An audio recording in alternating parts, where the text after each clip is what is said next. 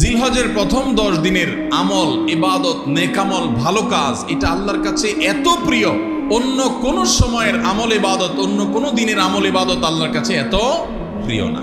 কি করব আমরা কোরআন এবং হাদিসের আলোকে 11টি আমলের কথা বলতে পারি। এই 11টি আমল এই দশকের জন্য খাস, স্পেশাল। আমরা কোরআন এবং হাদিসের আলোকে 11টি আমলের কথা বলতে পারি। এই 11টি আমল এই দশকের জন্য খাস, স্পেশাল। নাম্বার 1 নম্বর এই দশকের আমল হলো বেশি বেশি আল্লাহর জিকির করা। কি করা? বেশি বেশি আল্লাহর জিকির করা। এই জন্য এই দশকে আমল করলে আল্লাহর কাছে এত প্রিয় যে অন্য কোনো সময়ের আমল আল্লাহর কাছে এত প্রিয় না। এই জন্য এই দশকের দ্বিতীয় আমল হলো বেশি বেশি নেকামল করা। বেশি বেশি কি করা? নেকামল করা। 3 নম্বর এই দশকের করণীয় হলো সকল গুনাহ থেকে অন্য সময়ের চাইতে এই সময়টাতে বেঁচে থাকার জন্য বেশি সচেষ্ট থাকা। গুনাহ তো 12 মাসই আমরা করব না, কিন্তু এই দশক গুনাহ না করার ব্যাপারে চেষ্টাটা একটু বেশি থাকবে। 4 নম্বর আমল হলো যাদেরকে আল্লাহ তাআলা সামর্থ্য দিয়েছেন তারা হজ করবেন। এই দশক হজের আমলের মাস, আমলের দশক। এই দশকেই তো হজ হবে। অতএব যাদের তৌফিক দিয়েছেন আল্লাহ তাআলা তারা কি করবেন? হজ করবেন। এটা এই দশকের আমল। এটা হলো 4 নম্বর আমল। 5 নম্বর আমল হলো যাদেরকে আল্লাহ সামর্থ্য দিয়েছেন তারা এই দশকে কোরবানি করবেন। কারণ কোরবানি এমন একটা আমল, নবী করিম সাল্লাল্লাহু আলাইহি সাল্লাম মদিনা হিজরত করেছেন, এরপর থেকে প্রতি বছরে তিনি কি করেছেন? কোরবানি করেছেন। আল্লাহ নির্দেশ করেছেন ফাসাল্লি লিরাব্বিকা ওয়ানহার, তুমি তোমার রবের নির্দেশ পালনার্থে নামাজ আদায় করো এবং কোরবানি করো। এই জন্য ঈদুল আজহা অর্থাৎ এই জিলহজের প্রথম দশকের শেষ দিন অর্থাৎ 10ম দিনে কোরবানির আমলটা করা, এটা যাদের সামর্থ্য আছে তাদের জন্য প্রযোজ্য। এই দশকের একটা আমল হলো কি করা? কোরবানি করা। কয়টা আমল গেল? 5টা।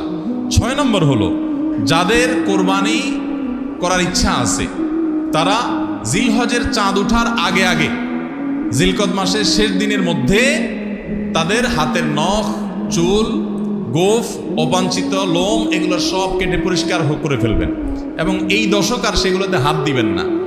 কোরবানি করে তারপরে সেগুলো পরিষ্কার করতে চাইলে করবেন, এই দশকে আর হাত দিবেন না। নবী সাল্লাল্লাহু আলাইহি সাল্লাম বলেছেন মান আরাদা আন ইউদাহিয়া ফালা ইয়াখুয মিন শা'রিহি ওয়া আযফারিহি শাইআ, যে ব্যক্তি কোরবানি করার এরাদা করেছে, নিয়ত করেছে, সেই জন্য তার চুল, নখ এগুলো না কাটে ওই 10 দিন। জিলহজের চাঁদ উঠছে আর কাটবেন না, চাঁদ উঠার আগে আগে কেটে ফেলবেন এবং কোরবানির পরে যায় কাটবেন। এই 10 দিন বিরত থাকা।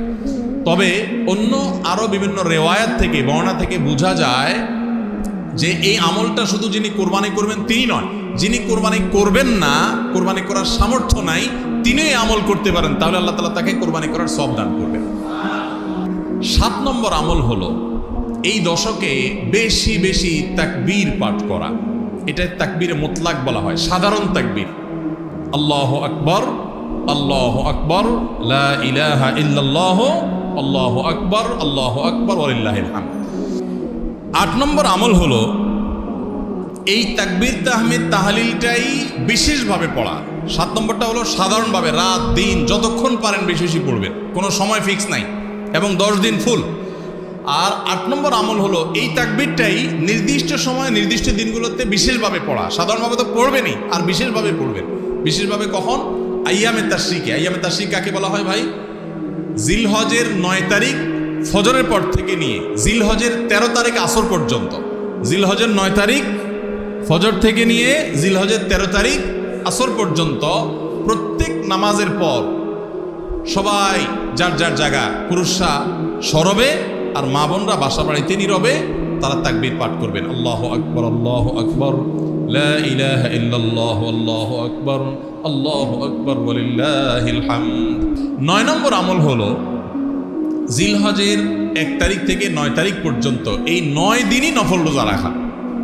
10 নম্বর আমল হলো স্পেশালি বিশেষভাবে আরাফার দিনে অর্থাৎ জিলহজের 9 তারিখে রোজা রাখা। জিলহজের 9 তারিখে কি করা? রোজা রাখা। প্রথম 9 দিন সাধারণ, আর বিশেষভাবে 9 তারিখের গুরুত্ব আরো বেশি, কারণ নবী করিম সাল্লাল্লাহু আলাইহি সাল্লাম বলেছেন সিয়ামু ইয়াউমি আরাফা আহতাসিবু আলাল্লাহি আন ইউকাফিরা সানাতাল্লাতী ক্বাবলাহা ওয়াল্লাতী বাদাহা। আরাফাত দিনের রোজা অর্থাৎ জিলহজের 9 তারিখের রোজা, এই রোজা সম্পর্কে আল্লাহর কাছে আমার ধারণা, আল্লাহর প্রতি নবী সাল্লাল্লাহু আলাইহি সাল্লাম বলছেন যে আমার ধারণা যে এই রোজার বিনিময়ে আল্লাহ তাআলা 1 বছর পূর্বের আর 1 বছর পরের অর্থাৎ আগামী 1 বছর এবং গত 1 বছরের গুনাহ আল্লাহ তাআলা মাফ করে দিবেন। 11 নম্বর আমল হলো ঈদুল আজহার সমস্ত সুন্নাতগুলো আমল করা। ঈদুল আজহার অনেকগুলো সুন্নাত আছে না, এই সুন্নাহগুলো সবগুলো আমল করা।